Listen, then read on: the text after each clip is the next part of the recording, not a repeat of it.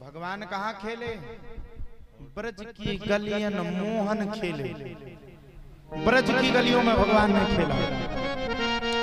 वृंदावन में मैं तो जब भी जाता हूँ 24 घंटे मुझे तो वहां राधे राधे राधे राधे राधे राधे राधे राधे। वृंदावन का तो एक एक कण कण पवित्र है। बताओ, पूज्य परम पूज्य प्रेमानंद जी महाराज जिनकी दोनों किडनी फेल है और फेल किडनी के बाद भी राधा रानी के स्मरण से नाम से आज भी वो हम सबके सामने मौजूद है। और ऐसे नहीं, महाराज जी का चेहरा कितना सुंदर है। हम सब तो मरे जा रहे हैं लगा लगा के। कहा बोले तुगा ब्यूटी पार्लर नहीं पहले बोला भंसारे से फेस वॉश लग के। महाराज जी भक्ति का ये प्रभाव है। भक्त अगर भगवान की भक्ति करे तो भगवान यही है। अब बोले भगवान कहाँ है? कण-कण में है। जहां तुम बैठे वहां भी है, जहां मैं गा रहा हूं वहां भी है, जहां तुम सुन रहे हो वहां भी है। लेकिन मानो जब ना उसी प्रकार से नारद मुनि ने श्री वेदव्यास जी से कहा, हे वेदव्यास जी महाराज आप मेरी बात को मानो। आप ऐसे महापुराण को लिखो जिस पुराण के लिखने से कलयुग के मनुष्य का कल्याण हो जावे। बोले कैसे? नारद मुनि अपने पूर्व जन्म की कथा सुनाने लगे। बोले सुनो, मैं सुनाता। पूर्व जन्म में मैं भी एक दासी का पुत्र था। नारद मुनि पूर्व जन्म में एक दासी के पुत्र थे। ध्यान से सुनना सब। अब सुन लो, बाजार का मचा है। नारद मुनि कहते हैं पूर्व जन्म में मैं एक दासी का पुत्र था। मेरी मैया के पास सब कुछ था। दासी थी, संतों के प्रति बड़ा जुड़ाव रखती थी मेरी मैया। 24 घंटे संत महात्मा ऋषि मुनि तपस्वी इनके प्रति मेरी मैया का बड़ा भाव रहता था। भाव समझे ना आप लोग? बड़ा भाव रहता था। इतना भाव जिसकी कोई सीमा नहीं। मैं अपनी मैया का विरोध करता था। पागल हो गई हूँ, संत महात्माओं के चक्कर में अपने घर परिवार को बर्बाद कर रही हूँ, बाबाओं की सेवा करती हूँ। नारद मुनि कहते हैं सुनो वेदव्यास जी, एक बार की बात है हमारे गांव में चातुर्मास यानी कि चतुर्मास करने के लिए कुछ संत आए। चातुर्मास का मतलब समझते हैं? एक ही जगह 4 महीने तप करना, उसको कहते हैं चातुर्मास।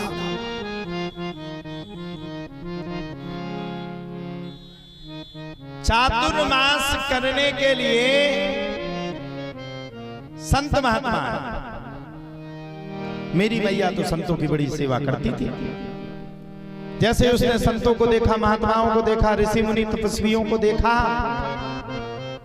देख करके मेरी मैया ने संतों का सम्मान शुरू कर दिया और संतों की सेवा शुरू कर दी। मैंने विरोध किया।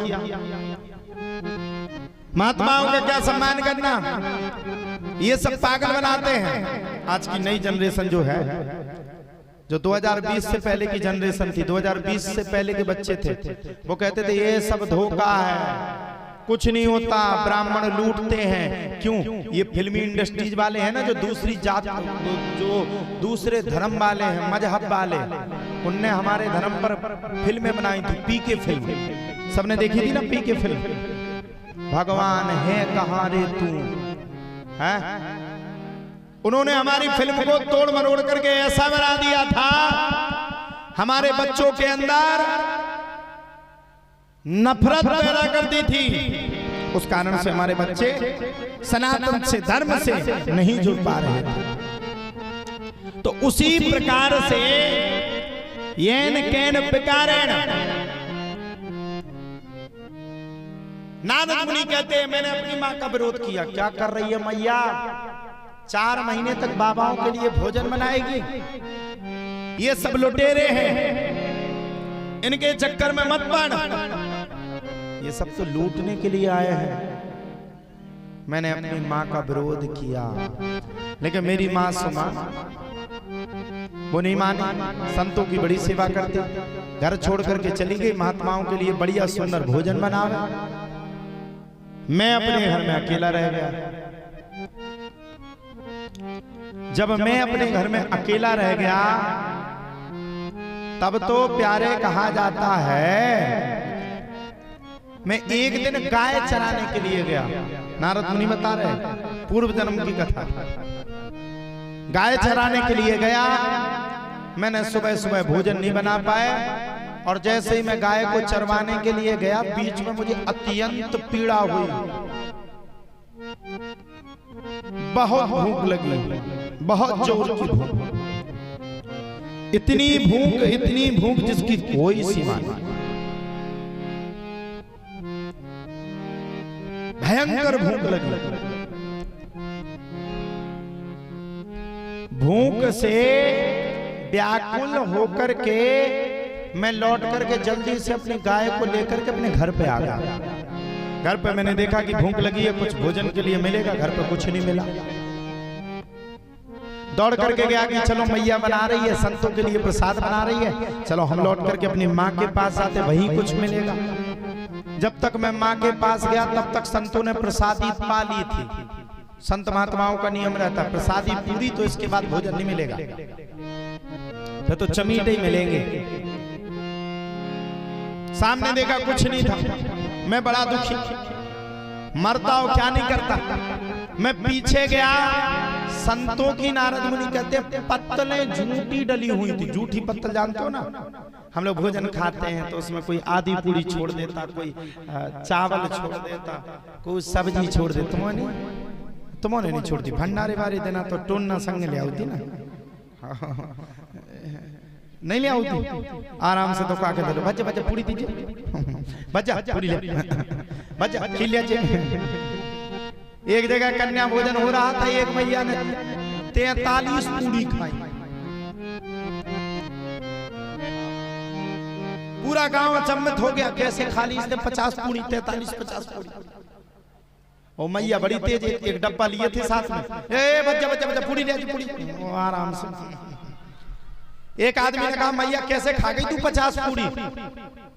जब देखो तो बगल में तो बड़ा डब्बा धरे थे, भंडारे वाले इतना देखे इतो मांस के रहे, आय हाय रे असाटी को भंडारो।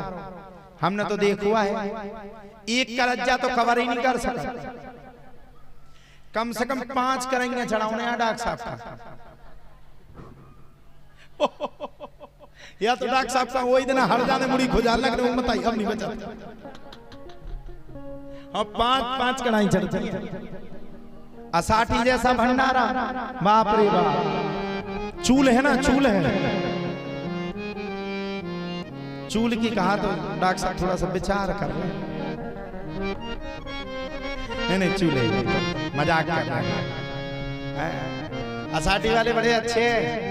हम पिछली बार जब यहाँ से गए थे खूब भीड़, बाप रे बाप, इतनी भीड़, आज भी भीड़ है। आपका एक प्रेम स्नेह है, आप सब लोग मुझे पता है कथा सुनने के लिए आए हैं। अभी हमारे एक चेला तो आए नहीं, राजा मिश्रा, लेकिन उनकी माता जी आ गई आज। यहाँ है नहीं क्या? अच्छा गए हैं कहीं शादी में। अच्छा राजा से किसी ने कह दिया तुम मोटे हो गए, पूरे दिन पैदल चलो, कभी निवाड़ी तक पहुंच जाए पैदल पैदल। एक दिन हमें निवाड़ी पुल पे मिले राजा, हमने देखा, हमने कहा है हाँ भैया, हमने कहा क्या कर रहे? बोले वो पेट निकल आया आगे को, इसकी पैदल पैदल चल रहे। हमने कहा जी ठीक है। तो भंडारा देखा, कुछ बचा नहीं। नारद मुनि दुखी, मरता क्या नहीं करता, भूख के मारे मरे ही जा रहे थे। संतों के झूठे प्रसाद को नारद मुनि ने एक पत्तल में एकत्रित किया,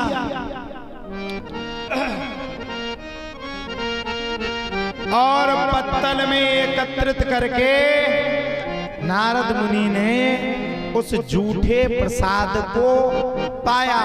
नारद मुनि कहते जैसे मैंने झूठे प्रसाद को पाया, मेरे मन के अंदर संतों के प्रति, महात्माओं के प्रति, ऋषि मुनियों के प्रति अपने आप भक्ति का भाव जागृत हो गया।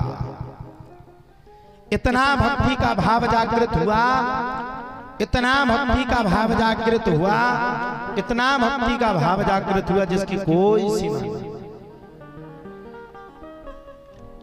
अनन्य भक्ति का भाव जागृत हो गया,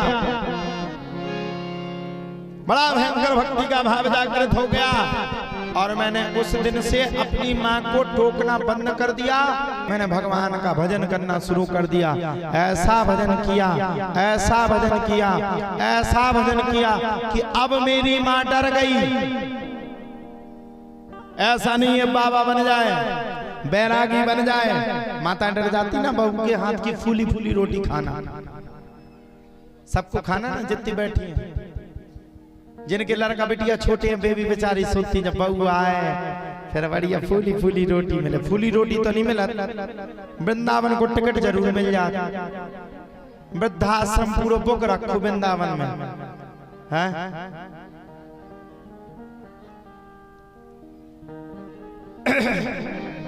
नारद मुनि कहते बोले मेरी मैया बड़ी चिंतित हो गई। ऐसा नहीं है संत बन जाए, ऐसा नहीं है महंत बन जाए, ऐसा नहीं कि ये ऋषि मुनि बन जाए, तपस्वी बन जाए।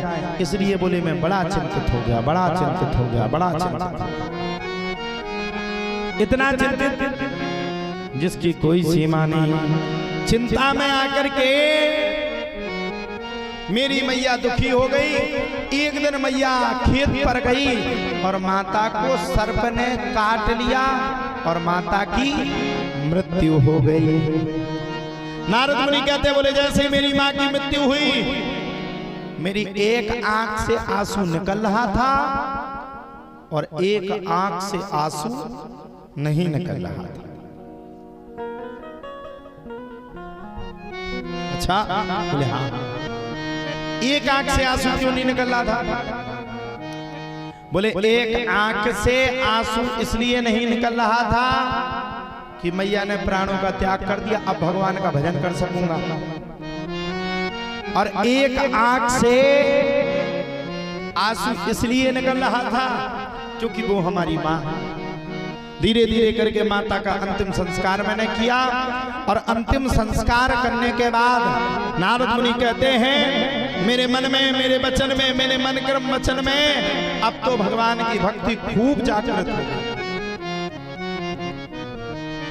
इतनी जागृत हुई, इतनी जागृत हुई, इतनी जागृत हुई कि भक्ति के जागृतता के प्रभाव से